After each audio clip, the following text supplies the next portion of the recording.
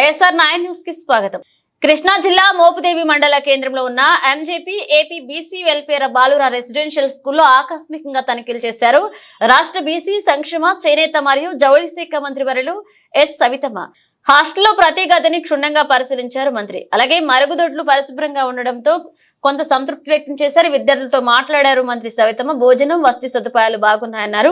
విద్యార్థులు జగన్ హయాంలో అన్ని వ్యవస్థలతో పాటు విద్యా వ్యవస్థ కూడా నిర్వీర్యమైందన్నారు మంత్రి సవితమ్మ. విధ్వంసం నుంచి అభివృద్ధి వైపు రాష్ట్రాన్ని పరుగులు పెట్టిస్తున్నారు సీఎం చంద్రబాబు నాయుడు. అలాగే చంద్రబాబు నాయకత్వంలోని మా ప్రభుత్వం విద్యకు అధిక ప్రాధాన్యం ఇస్తుందని తెలియజేశారు.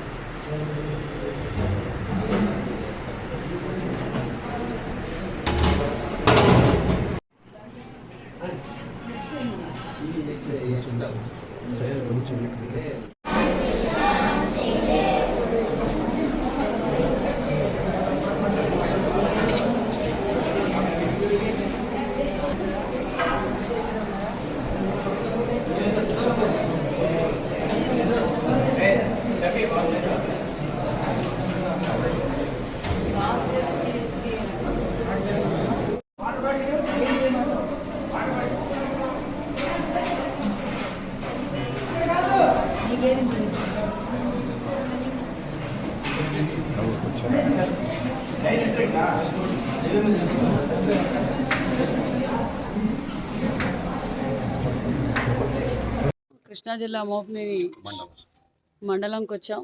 ఇక్కడ ఎంజేపీ స్కూల్ ఇన్స్పెక్షన్ చేయడానికి వచ్చాము. అలాగే సర్ప్రైజ్ విజిట్ ఇక్కడికి చేశాము. స్కూల్ అయితే చాలా బాగుంది. పిల్లలు కూడా బాగా హ్యాపీగా ఉన్నారు, హెల్తీగా ఉన్నారు. ప్రిన్సిపాల్ గారు కూడా బాగా మెయింటైన్ చేశారు. మెయింటెనెన్స్ క్లీన్స్ ఉంది.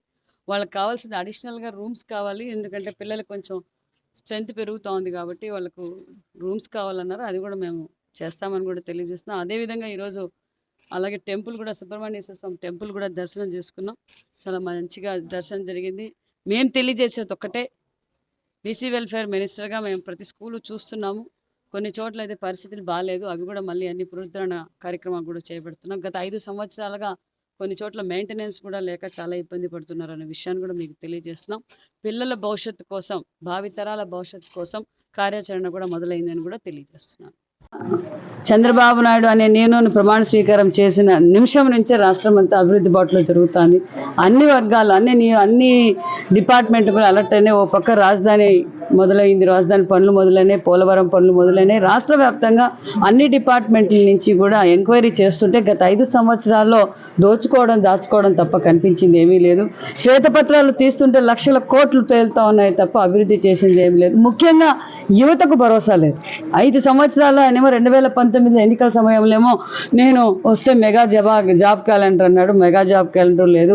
ఓ పక్క రైతన్నలు ఇబ్బంది పడుతున్నారు, మహిళలకు రక్షణ కూడా లేక 5 సంవత్సరాల నుంచి వచ్చిన రోజు నుంచి కూడా ఏదైతే ఎన్నికల సమయంలో చంద్రబాబు నాయుడు గారు తొలి సంతకం అన్నారో ఆ తొలి సంతకం చేసి నిలబెట్టుకున్న ముఖ్యమంత్రి చంద్రబాబు నాయుడు గారు అన్నారు. అదేవిధంగా రాష్ట్ర వ్యాప్తంగా అన్నా క్యాంటీన్ వల్ల నిజంగా చాలా ఆనందంగా ఉన్నారు.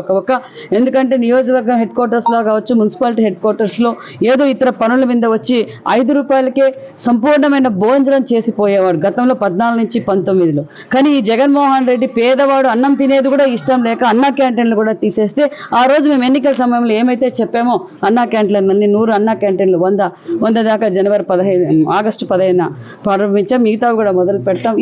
ఉచిత ఇసుక పాలసీ కూడా మేము చేస్తున్నాం. ప్రతి ఒక్కటి రాష్ట్రం అభివృద్ధి ధ్యేయంలోనే, అభివృద్ధి కోసం అహర్నిశలు కష్టపడుతున్నారు చంద్రబాబు నాయుడు గారు పక్క, పవన్ కళ్యాణ్ గారు పక్క, అందరం క్యాబినెట్లో ఉండేవాళ్ళు మొత్తం ఏదైతే ప్రజలు మమ్మల్ని ఏ నమ్మకంతో అయితే ఓటేశారో ఆ నమ్మకాన్ని నిలబెట్టుకుంటామని కూడా తెలియజేస్తూ, కేంద్రం నుంచి రావాల్సిన నిధులు మనం ఏ విధంగా అయితే తెచ్చుకోవాలని ఎంపీలు ఒక పక్క ప్రయత్నం చేస్తారు. మొన్నటి రోజు మనకు నిధులు కూడా అలాట్ చేశారనే విషయం మీకు తెలుసు. ఖచ్చితంగా స్వర్ణ ఆంధ్రప్రదేశ్గా మార్చబోతున్నామని కూడా తెలియజేస్తాం.